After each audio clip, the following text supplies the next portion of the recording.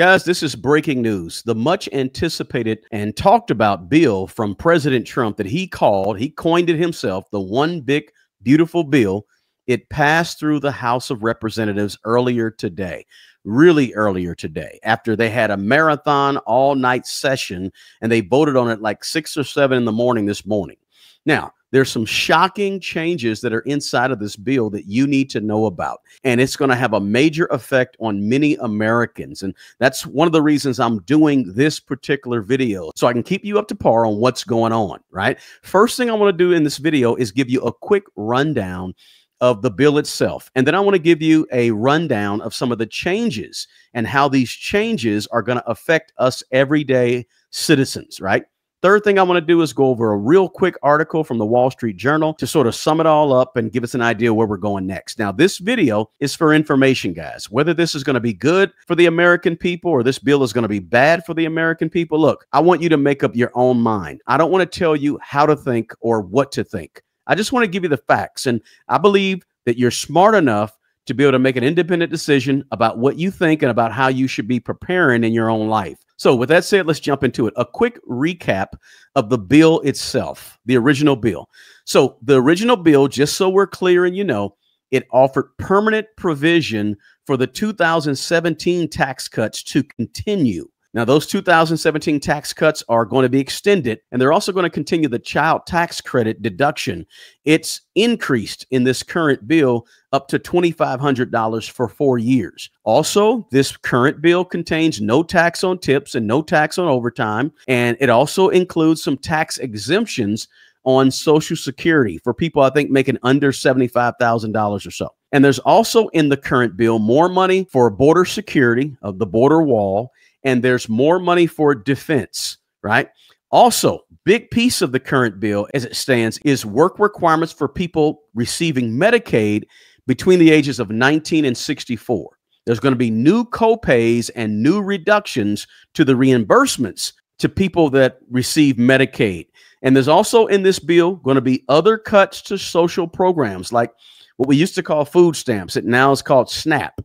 But other social programs are going to be cut through this bill. And these cuts to these social programs, let me say this, these are big cuts to these social programs. So this is really big news for a lot of Americans, right?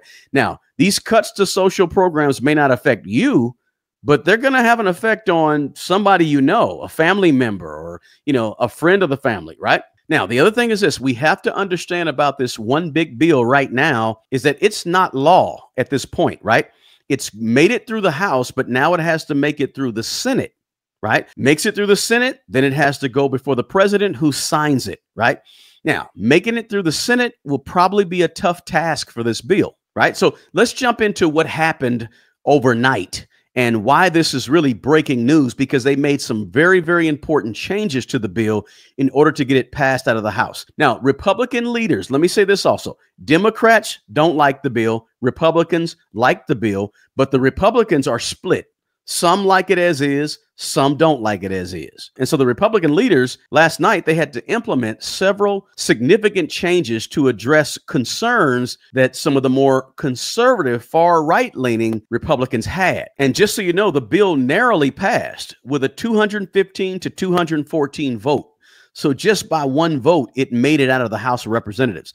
So these last minute changes, they apparently worked. But let's go over what these last minute changes were, right? The first one is this. The last minute changes accelerated these Medicaid work requirements. So the implementation date for Medicaid work requirements was January of 2029. Well, the changes, the really big change they made overnight is they moved that up to December 2026. Now that's huge, right? Now that change was made to satisfy some of the demands from some of the more conservatives in the House, right?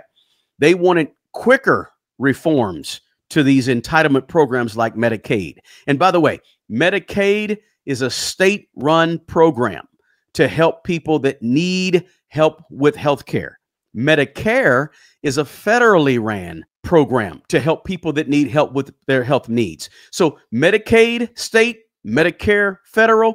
But Medicaid at the state level, it also receives some federal funding, right? So when we say Medicaid, we're talking about state, but we know that federal funding is what helps Medicaid, right? So there were a number of Republicans that did not think that these work requirements for people receiving Medicaid starting in 2029 was appropriate, right? So just to kind of sum that up, people who are receiving Medicaid previously in this bill, they had a few more years before they needed to get a job to keep their Medicaid health benefits going. Now, the way it's proposed now and went through the House, you only have until December of 2026. Now they got to get a job sooner if they want to keep their Medicaid benefits. Guys, let me know in the comments below your thoughts on moving up the work requirements for people receiving Medicaid from 2029 to 2026. If that was a good thing, an okay thing, a bad thing, let me know in the comments section below. Now, the second major change overnight to this bill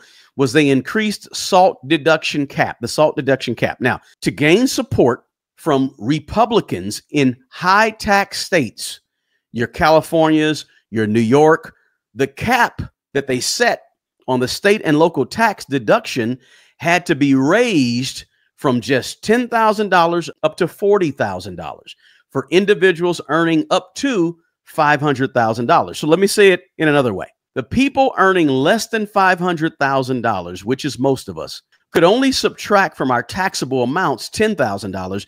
Now we can subtract $40,000, right? So being able to subtract more from our taxable income with these higher deductions going from $10,000 to $40,000 means that ultimately we'll pay less. Now, that's really going to help out people in the large states that have high taxes like New York and California. See, the representatives from New York and California were really lobbying hard to get that cap raised from $10,000 to $40,000 to help out the constituents in their states. And so with this revision last night, that deduction cap increased, meaning people pay less taxes. Now, the third major change from last night is the reduction of clean energy tax credits. Okay. This bill that they put through last night, it expedited or rushed through this whole phase out of these clean energy tax credits. In other words, before, the government was giving money to people and businesses who built and wanted to build solar and wind energy to help them, right? That money that the federal government was giving is going to run out sooner because the bill shot through the opportunity to phase out these clean energy tax credits quicker. Now, the fourth major issue that was changed just last night is the adjustments to what's called the remittance tax. Now, a lot of people don't know what the remittance tax is. Let me explain it to you. The remittance tax is a tax that's placed on money that has already been taxed that you're sending out to another country. So the remittance tax was proposed in the original bill at 5% on overseas remittances. But with the changes from last night, it got reduced to 3.5%. Now, that's going to alleviate some of the concerns about, the financial impact of, say, immigrants in America trying to send money out to their family and friends in other countries. So before, people who sent money to family and friends in other countries from America, they had to pay an extra 5% tax on that money. Now, that extra tax is a little smaller at 3.5%. Now, the fifth last minute change was one that I know my Second Amendment folks out here are going to really love. The fifth last minute change to this big, beautiful bill, or whatever you want to call it, is the elimination of gun silencer tax. So the bill removed a $200 tax on the manufacturer of gun silencers. And I know that aligns really nicely with my Second Amendment folks out there, right? So before, if you made a silencer for a gun, you had to pay $200. Now, that $200 would be typically passed on to the consumer who's going to be buying the silencer, right? So now that's eliminated. There's not an extra $200 tax on silencers that has to be paid by the manufacturers anymore because of the change that was made last minute last night. So Second Amendment folks, I know you're happy about that one. Now, the sixth and final change, major change last night in order to get the bill passed was an odd one, but they renamed the children's savings accounts from the MAGA accounts to Trump accounts. The proposed $1,000 that you could open up as a MAGA account. They just changed the name to the Trump account. Now, why did they do that? Probably some type of branding or marketing. Look, I don't know.